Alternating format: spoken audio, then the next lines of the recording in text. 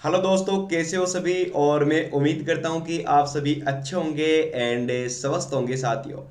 और आज के आपके जितने भी करंट अफेयर के क्वेश्चन है, यानी कि आज है 5 अक्टूबर और आज आता है आपका शिक्षक दिवस। और आज के आपके जितने भी करंट अफेयर के क्वेश्चन बनेंगे वो सारे के सारे हम इस वीडियो में डिस्कस करेंगे। ओके, तो चलिए दोस्तों शुरू करते हैं। ओके, और आज जितने भी क्वेश्चन बनेंगे वो सारे के सारे हम इस वीडियो में डिस्कस करेंगे जो कि आपकी एग्जाम ओरिएंटेड होंगे। ठीक है, सारे के सारे वही क्वेश्चन हम डिस्कस करेंगे जो एग्जाम ओरिएंटेड होंगे साथियों। और चलिए तो शुरू करते हैं। पहला क्वेश्चन आपकी स्क्रीन के सामने आपको नजर आ रहा होगा। ठीक है, तो क्वेश्चन क्या है, आपको एक मिनट जस्ट है वेट एंड हाँ।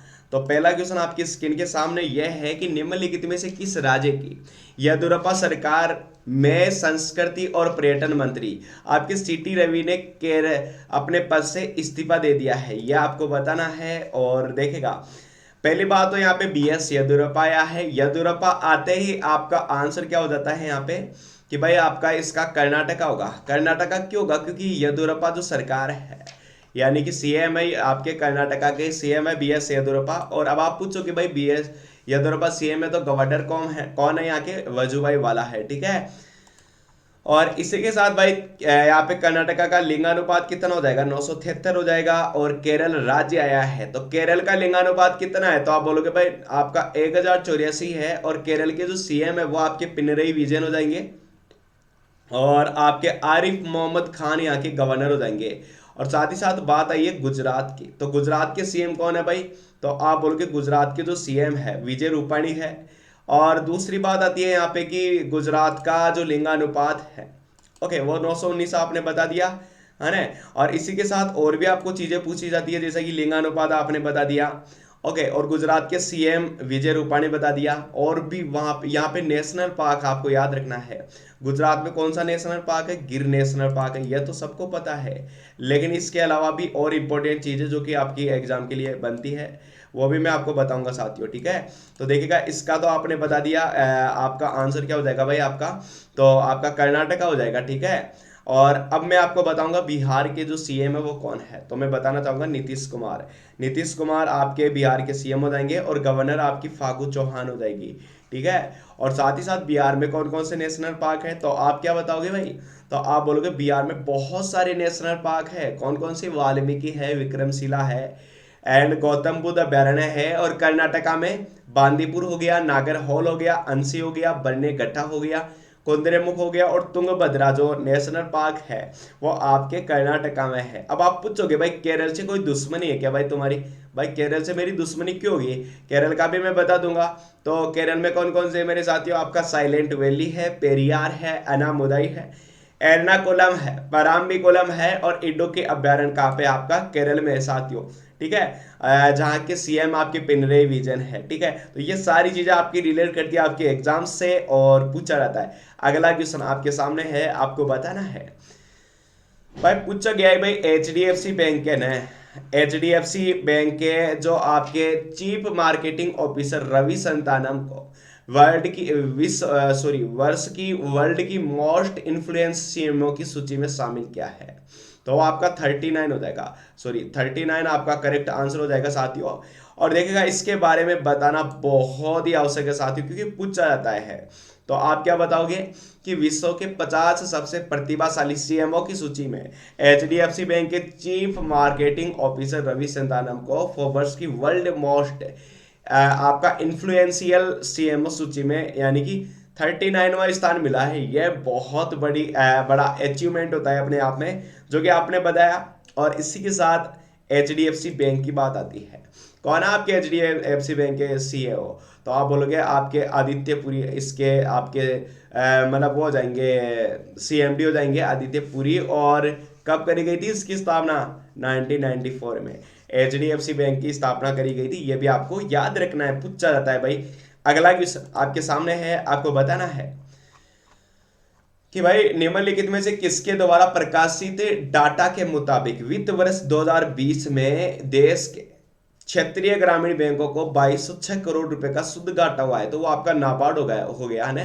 अब बहुत सारे स्टूडेंट ये नहीं जानते कि नाबार्ड का फुल फॉर्म क्या होता है, तो मैं आपको बताना चाहूंगा, bank for agriculture and rural development. मैं फिर से बोल रहा हूं, bank for agriculture and rural development. Okay, तो ये आपका नाबार्ड है। और देखेगा इसके द्वारा प्रकाशित डाटा के मुताबिक विश्व बैंक 2020 में, है ना, देश के क्षेत्रीय ग्रामीण बैंकों को 2206 करोड़ रुपए का शुद्ध घाटा हुआ है। और इस रिपोर्ट के मुताबिक आपका 31 मार्च 2020 तक आपका 685 जिलों में 45 आरआरबी ऑपरेशन में है, जबकि 26 बैंकों का मुनाफा 19 को नुकसान हुआ है। ठीक है, तो इस प्रकार आप आंसर कर सकते हैं। और वाकई में सभी ने किया। अब यहाँ पे तो विश्व बैंक भी आया है। कब करी गई थी विश्व बैंक की स्थापना भाई? तो आप बोलोगे 1945 में विश्व बैंक की स्थापना करी गई थी। ये आपको याद रखना है। यहाँ पे योजना आयोग भी है। योजना आयोग की स्थापना 1950 में करी गई थी। ये भी आपको याद रखना। ये पूछे जाते हैं छोटे छोटे क्वेश्चन बड़ी एग्जाम्स में। अब आपको बताना है भाई कि आपका IACC ने ग्लोबल लीडरशिप अवार्ड के तहत इसे लाइफ टाइम अचीवमेंट अवार्ड से सम्मानित किया है। तो वो रतन टाटा को किया है। अब क्वेश्चन आ रहा है कि क्या होता है आपका IACC? IACC क्या होता है? तो देखिएगा, मैं आपको बताना चाहूंगा।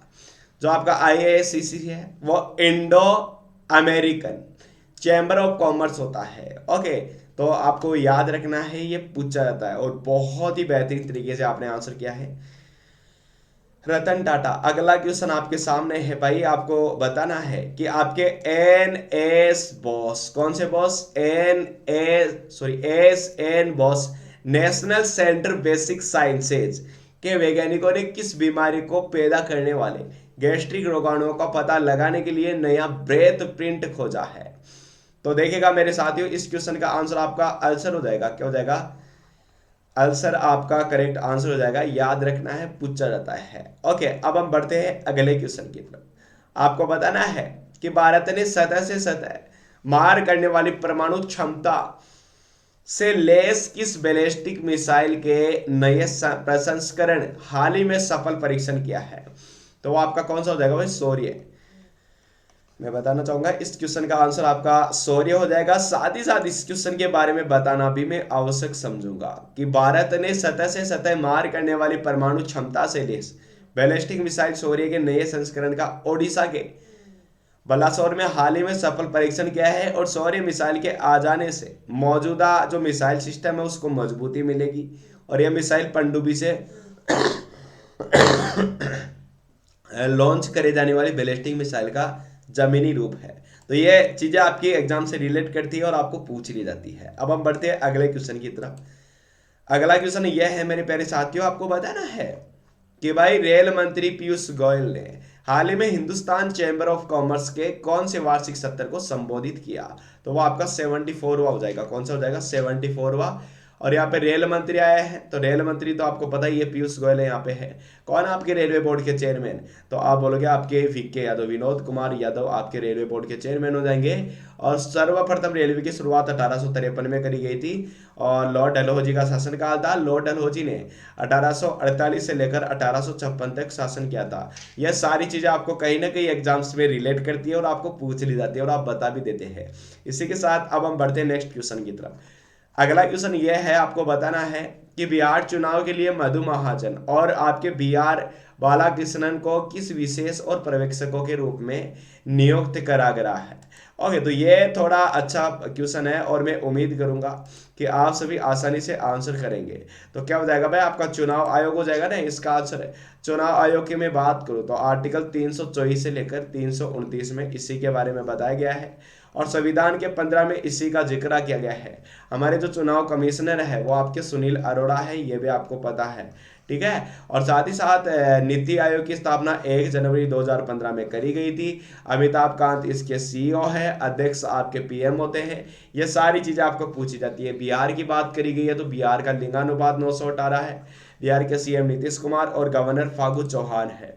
ये सारी चीजें आपकी रिलेट करती है आपके एग्जाम से और आप बता देते हैं।